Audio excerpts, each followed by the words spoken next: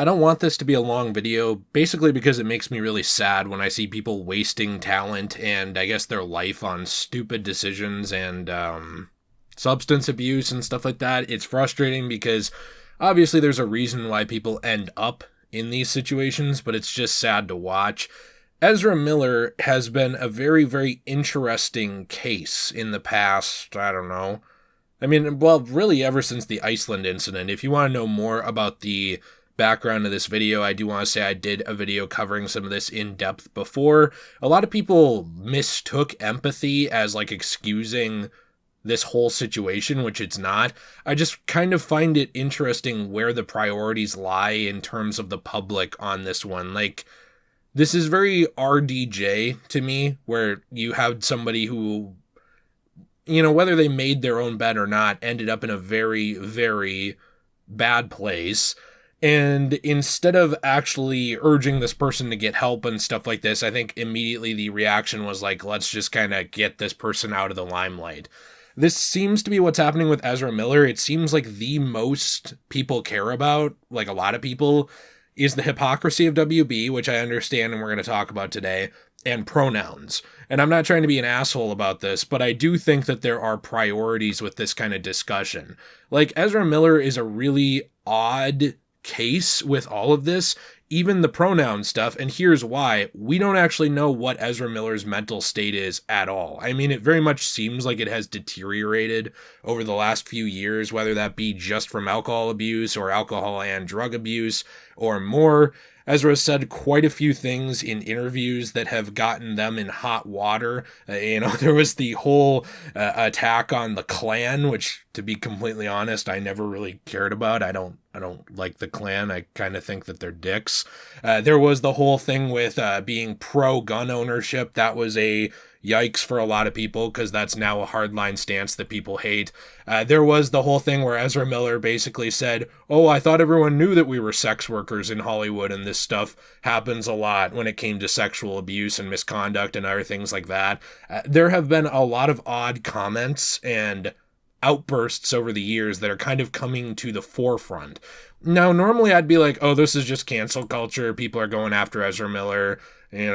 This person is clearly down in a ditch right now in terms of substance abuse or whatever. Clearly it's just people being mean, but it's not really. There are case after case of misconduct and issues here. There was an actual arrest a few weeks ago in March, and this affects a lot of things. Not only do you have the arrest affecting The Flash, right? Because obviously The Flash was pushed back along with several other movies, not specifically because of the Ezra Miller conduct, but because of scheduling and all kinds of other stuff, because it wasn't the only one to be pushed back.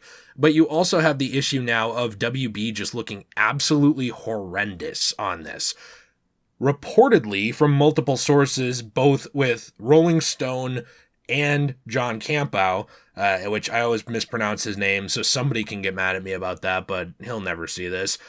John is a very, very big entertainment insider type. Like, he has his own show. He gets a lot of insider information that turns out to be true. Obviously, sometimes things change, but even he had got information that WB was kind of weighing their options on Ezra Miller, because this is starting to look like just a dumpster fire. It's been coming out that WB did have an emergency meeting to discuss the future of the star on March 30th, I believe, and now we're in the beginning of April. And it doesn't actually bother me, the idea of Ezra Miller leaving the DCEU, believe it or not. Now, I will say, full disclosure, I liked a lot of the Snyder stuff. I didn't love a lot of it. I really liked Man of Steel. I really enjoyed BVS, The Ultimate Cut, for what it was. I had problems with it, but I really liked it. And I actually really, really, really enjoyed Zack Snyder's Justice League. I wouldn't say that I loved it as much as some people, but I really, really enjoyed it. I thought it was very good. And I really liked the role that Ezra played as Barry. I thought that they did a really good job. Okay? So looking at this from that angle, for me, it's disappointing because you have a character that I enjoy possibly moving out, and a lot of people using this as an opportunity to campaign for Grant Gustin, who is the Flash of the CW Arrowverse, which I am not a very big fan of at all. But I like Smallville, so I'll say, like, I have a place in my heart for Cringe. So if you like CW, Good for you. A lot of people are campaigning for him to instead be the Flash. You know, they want Grant Gustin to come in and be the new Flash instead. I don't really know how this would work. I mean, yes, you could do the multiverse thing. I know they're introducing it with Keaton and all this stuff, but I really just think it would be kind of, I don't know, I guess to me, uninteresting. I like Grant Gustin as a person in terms of what I have seen. He was very likable as the Flash for the first few seasons. Then his writing became absolutely horrendous. But this is very much like a Daisy Ridley situation to me, where even if you don't like that, it's not on the actor, right? It's not Grant Gustin's fault that the writing in The Flash has been so up and down to the point where now Flash needs a Bluetooth and a whole team to walk him through everything he does.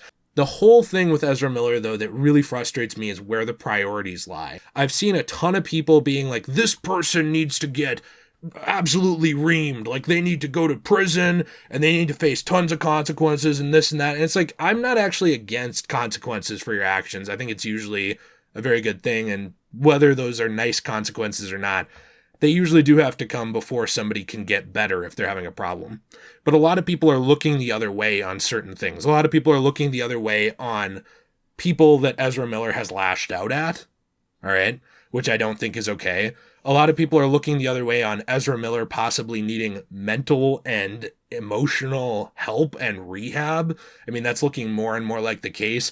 I mean, I'm honestly at the point where I don't really even understand who Ezra Miller is.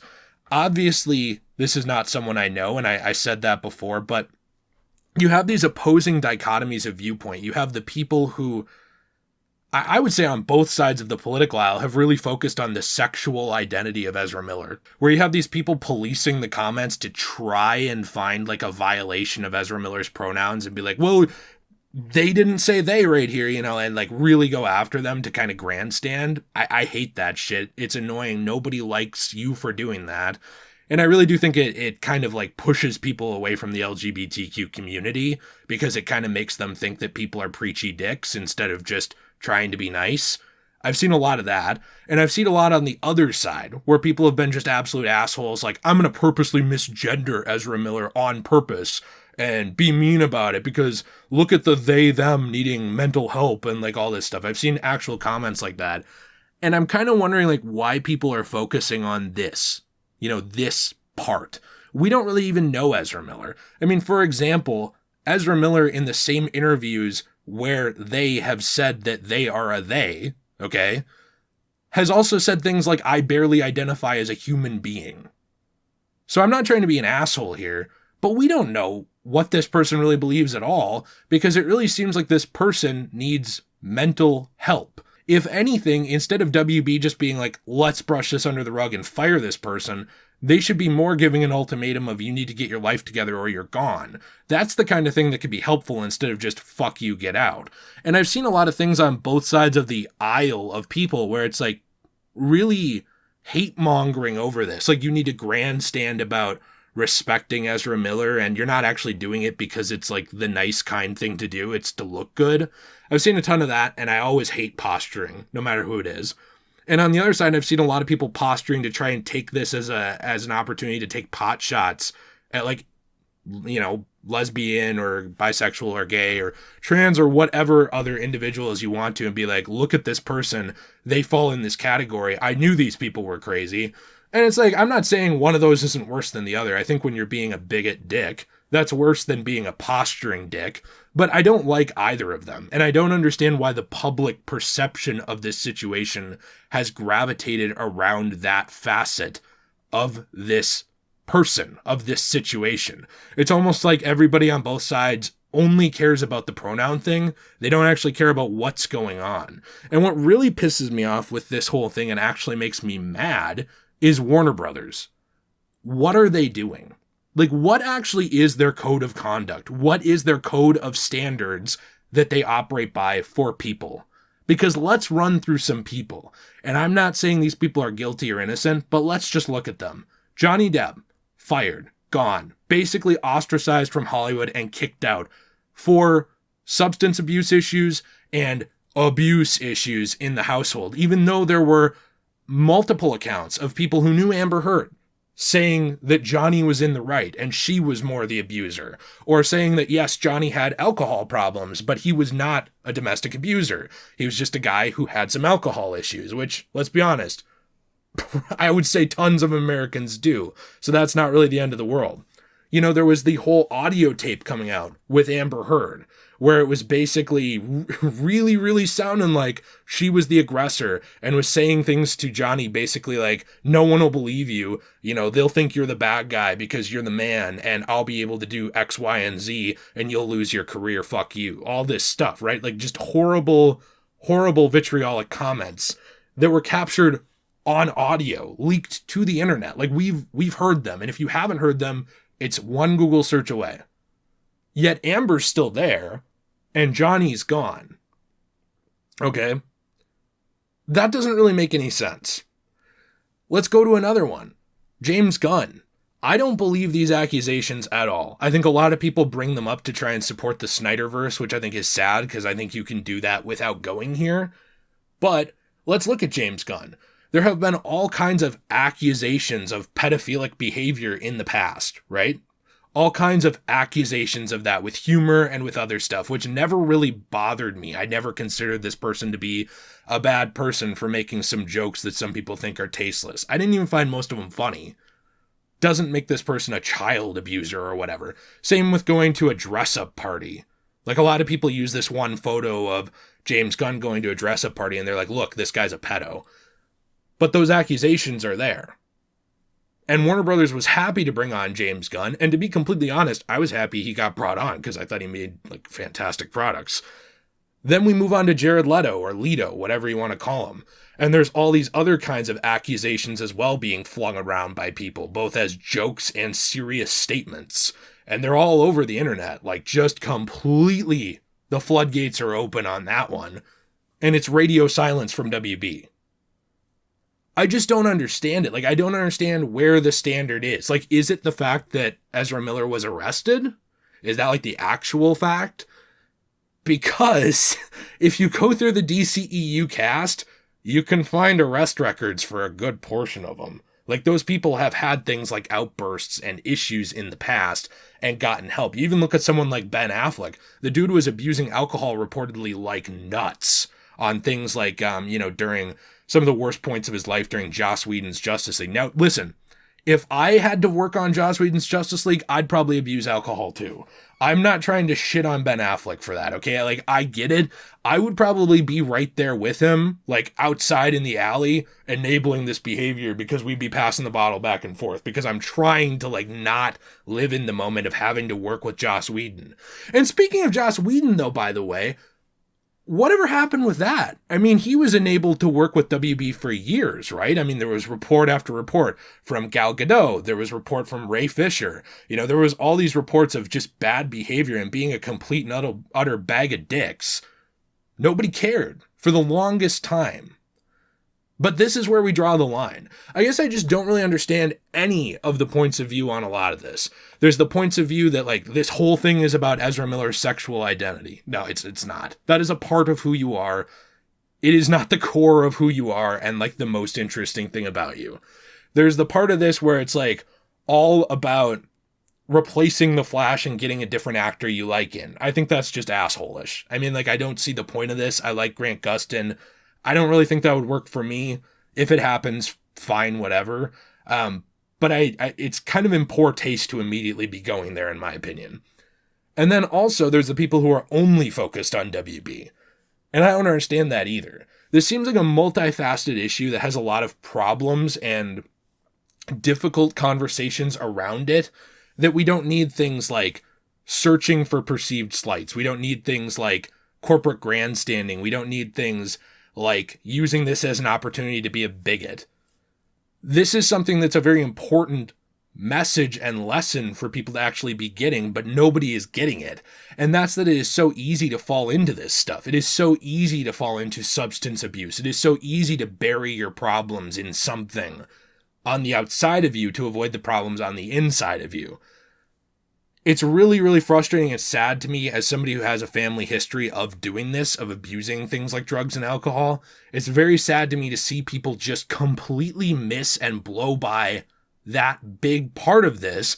And this individual who clearly needs help, which does not excuse actions that possibly hurt people. It doesn't. But it does mean that this person still needs help. To focus on a bunch of small, like, little things around it only, instead of seeing the big picture. All of these things matter. Being respectful to people, I truly do think matters. Not because you want to look good on the internet and get a bunch of likes on your comment, but because you don't want to be a jerk. I think that recognizing WB's double standards is important. Not because we're going to really stick it to WB. There's really nothing we can do to them. But because these companies need to start figuring out where they stand. Are they a moral company? Is WB a morality company? Or are they a company?